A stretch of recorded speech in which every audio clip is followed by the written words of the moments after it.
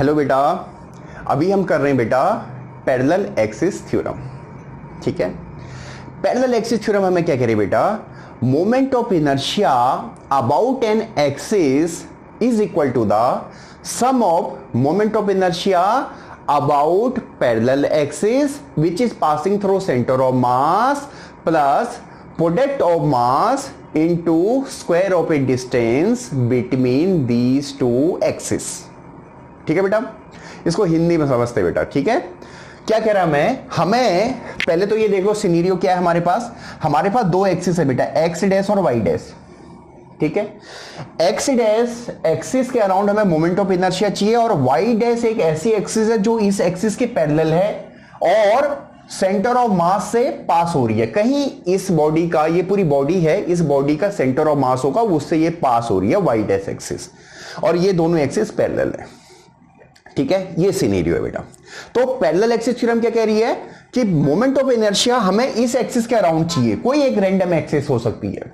ठीक है, इस एक्स डैश एक्सिस के अराउंड चाहिए आई डैश जो मोमेंट ऑफ इनर्शिया है, ये किसके बराबर होगा बेटा, ये बराबर होगा sum of moment of inertia about this axis, ये जो एक्सिस है सेंटर ऑफ मास से जो पास हो रही है, इसके अराउंड जो मोमेंट ऑफ इनर्शिया होगा plus mass of this body, product of mass of this body and square of a distance between these two axes। ठीक है बेटा, ये आपकी पैरेलल एक्सिस थ्योरम बोल रही है बेटा। ठीक है, अब इसको प्रूव करते हैं बेटा, बहुत इजी है इसका प्रूफ। आप इसको समझो, पहले 3 डायमेंशन में समझो बेटा पहले। ठीक है, पहले मैं एक जनरल में आपको समझाना चाहूंगा। देखो बेटा, मोमेंट ऑफ इनर्शिया हम कैसे निकालते हैं बेटा, एक जनरल में वैसे बताओ। मोमेंट ऑफ इनर्शिया क्या होता है बेटा, मोमेंट ऑफ इनर्शिया किसी भी ऑब्जेक्ट का या किसी भी मास का हम ऐसे निकालते हैं about an axis, that is your M I R I का स्क्वायर बेटा। ये हमारे पास एक मोमेंट ऑफ इनर्शिया जनरल में है बेटा। ठीक है, मतलब ये मास है और ये उस मास का परपेंडिकुलर डिस्टेंस है आर। ठीक है, एक्सिस और रोटेशन से, जैसे मान लीजिए ये एक्सिस और रोटेशन है, मास यहां पे, तो यहां से आपको परपेंडिकुलर डालना है बेटा इस एक्सिस पे ऐसे। ठीक है, क्लियर है ना। तो मोमेंट ऑफ इनर्शिया हम ऐसे निकालते हैं। ठीक है, ये आपको क्लियर होना चाहिए। आप थोड़ा सा इसको देख लेते हैं, थोड़ा सा और ड्रॉ कर लेते हैं बेटा। यहां से ये P से हम एक परपेंडिकुलर ड्रॉ करते हैं बेटा, ये OB लाइन को एक्सटेंड करते हैं और P से एक परपेंडिकुलर ड्रॉ करते हैं बेटा। ये परपेंडिकुलर है, इसका नाम कुछ n डाल देते हैं, इस डिस्टेंस को हम k लिख देते हैं बेटा, और इस डिस्टेंस को हम h लिख देते हैं। ये सपोज ये हमारे पास h है, ये डिस्टेंस जो हाइट है ये h बोल देते हैं इसको। ठीक है बेटा, अब देखो बेटा, हम ट्रायंगल, आप ट्रायंगल लो OPN लो बेटा, OPN ट्रायंगल लो, OPN। ठीक है, पाइथागोरस थ्योरम लगाओ इस पे। क्या कहेगा हमें, बेस का स्क्वायर प्लस हाइट का स्क्वायर इक्वल टू क्या है, हाइपोटेन्यूज का स्क्वायर। बेस क्या है बेटा, बेस है आपके पास ON का स्क्वायर और हाइट क्या है बेटा आपके पास NP का स्क्वायर इक्वल टू आगे आपके पास क्या होगा बेटा OP का स्क्वायर, हाइपोटेन्यूज का स्क्वायर। ठीक है बेटा, ठीक है, और OP को हम पहले लिख देते हैं इधर, OP का स्क्वायर बोले तो बेटा XI का स्क्वायर इक्वल टू क्या होना चाहिए बेटा ON का स्क्वायर। ON, इसको हम ON को कैसे लिख सकते हैं बेटा, OB प्लस BN, यानी ON को हम D प्लस K लिख रहे हैं, D प्लस K का होल स्क्वायर बेटा, और NP को H का स्क्वायर लिख ले बेटा। ठीक है, अब इसको सॉल्व करें तो that is your D square K square 2DK plus H square बेटा। ठीक है, अब एक और ट्रायंगल लो बेटा, इन ट्रायंगल BPN ले लो, BNP ले लो बेटा। ठीक है, ठीक है बेटा, आप इस ट्रायंगल को ले लो BNP। अब इसमें भी क्या होगा बेटा, पाइथागोरस थ्योरम लग जाएगी आपकी। क्या कह रहा है ये, BN का स्क्वायर प्लस NP का स्क्वायर इक्वल टू होगा बेटा BP का स्क्वायर। ठीक है, ये चाहे तो OPN, जनरली हम राइट एंगल को बीच में लिखते हैं, तो आप इसको ऐसे भी लिख सकते हो, ONP भी लिख सकते हो बेटा, कोई ज्यादा मेजर चीज नहीं है, बट आप जनरली हम जो कस्टम होता हमारा लिखने का वो ये होता है कि राइट एंगल को हम बीच में लिख देते हैं। ठीक है, तो BN का स्क्वायर प्लस NP का स्क्वायर इक्वल टू BP का स्क्वायर बेटा। ठीक है, अब BN का स्क्वायर क्या है बेटा, K स्क्वायर, यानी हम उसको K स्क्वायर लिखेंगे बेटा। NP क्या है बेटा, H स्क्वायर, और इक्वल टू क्या है बेटा, XIC का स्क्वायर बेटा। ठीक है, तो यहां पे जो हमारे पास K square plus H square है बेटा, इसकी जगह हम XIC का स्क्वायर लिख देते हैं। ठीक है, अब इसको जरा मिटा के, यानी ये जो एक्सप्रेशन आया बेटा मेरे पास वो ये आया है D square equal to K square plus H square, K square plus H square, D square, K square plus H square की जगह हम लेते हैं बेटा XIC का स्क्वायर प्लस 2DK बेटा, ये लिख दिया हमने। ठीक है, अब इसको हटा देता हूं।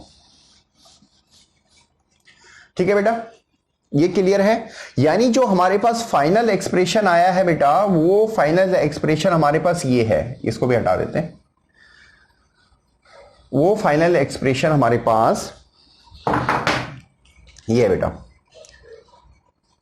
XI का स्क्वायर इक्वल टू हमारे पास है बेटा D स्क्वायर प्लस XIC का स्क्वायर प्लस 2DK, ये है बेटा, ये फाइनल एक्सप्रेशन XI के लिए आ गया हमारे पास। ठीक है, अब ये नीचे का भी हटा दे रहे बेटा। ठीक है, अब देखो बेटा, अब हम क्या कर रहे हैं, इस इक्वेशन को MI से मल्टीप्लाई कर देते हैं। ठीक है, तो MI से मल्टीप्लाई कर दिया मैंने इस इक्वेशन को, तो ये आ जाएगा बेटा MI XI का स्क्वायर, ये हो जाएगा हमारे पास MI D का स्क्वायर, ये हो जाएगा हमारे पास MI XIC का स्क्वायर, और ये हो जाएगा बेटा हमारे पास 2 पहले लिख देते हैं MIDK बेटा।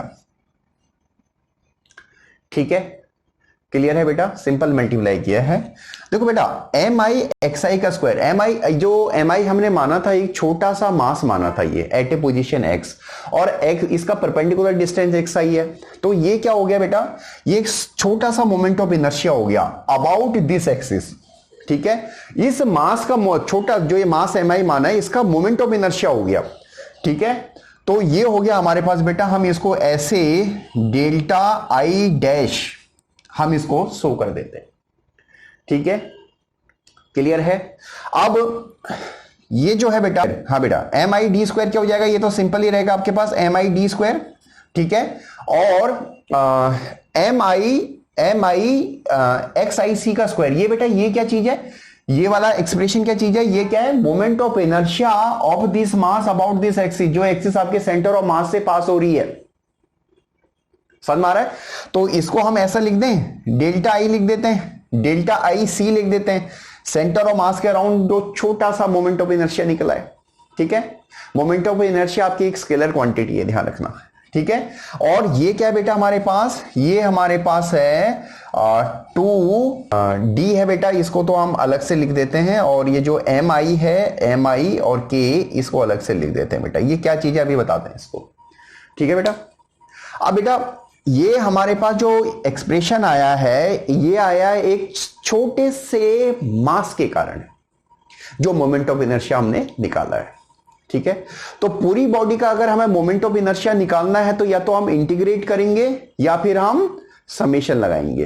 ठीक है, इंटीग्रेशन के लिए बॉडी को कंटिन्यूअस होना जरूरी है। ठीक है, तो हम यहां पे समेशन लगा देते हैं बेटा, समेशन पूरी बॉडी का हमें मोमेंट ऑफ इनर्शिया यहां से पता चल जाएगा, समेशन लगा दिया बेटा ऐसे। ठीक है, तो ये क्या हो गया बेटा, I डैश, पूरी बॉडी का मोमेंट ऑफ इनर्शिया हो गया I डैश। ठीक है, और ये क्या हो गया बेटा, MID स्क्वायर, यानी D स्क्वायर तो आप बाहर ले आओ बेटा, और sigma MI, simple sigma MI, ये क्या बेटा, पूरी बॉडी का मास। ठीक है। और ये आपका ये स्मॉल मोमेंट ऑफ इनर्शिया था अबाउट सेंटर ऑफ मास, तो अगर आपने इसको सिग्मा लगा दिया तो ये पूरा आ जाएगा आपके पास सेंटर ऑफ मास के अराउंड मोमेंट ऑफ इनर्शिया। ठीक है बेटा। और यहां 2 कांस्टेंट है, डी कांस्टेंट है बेटा, 2 और डी को तो आप बाहर ले आओ, सिग्मा लगा लो, एम आई इंटू के कर दो बेटा। ठीक है, क्लियर है। अब देखो बेटा, यहां पे देखो, ये जो एम आई इंटू के है बेटा, इस मास का इस एक्सिस के अराउंड इसका मोमेंट है। समझ में आ रहा है? ठीक है, सेंटर ऑफ मास के अराउंड ये मोमेंट है बेटा। ठीक है। और अगर बॉडी बैलेंस है यानी टॉर्क है, ये फोर्स इंटू परपेंडिकुलर डिस्टेंस बोलते हैं ना बेटा हम ऐसे। ठीक है, क्योंकि इसका जो मास है ना बेटा, देखो आप समझो इसको, ये इसका जो फोर्स है वो नीचे को लग रहा होगा ऐसे, तो उस फोर्स का perpendicular distance from axis of rotation लिया जाता है टॉर्क में। ठीक है, मैं फिर कह रहा हूं यहां पे क्लियर करना, इसका जो परपेंडिकुलर डिस्टेंस इस एक्सिस से है वो तो XIC है, बट अगर यहां पे ये बॉडी है और इस पे फोर्स लग रहा है बेटा, नीचे को फोर्स लग रहा होगा ना, तो इसका ये नीचे को फोर्स आया ऐसे, उस फोर्स का परपेंडिकुलर डिस्टेंस इस एक्सिस से वो K है बेटा। टॉर्क होता ना फोर्स इंटू परपेंडिकुलर डिस्टेंस, तो टॉर्क निकाल रहे हैं हम, ये टॉर्क है ये। ठीक है, और ऐसे अगर ये बॉडी बैलेंस है तो ऐसे सारे टॉर्क का समेशन वो आपके 0 होगा अबाउट सेंटर ऑफ मास, अगर बॉडी आपकी बैलेंस है, क्योंकि कहीं रोटेट नहीं कर रही है।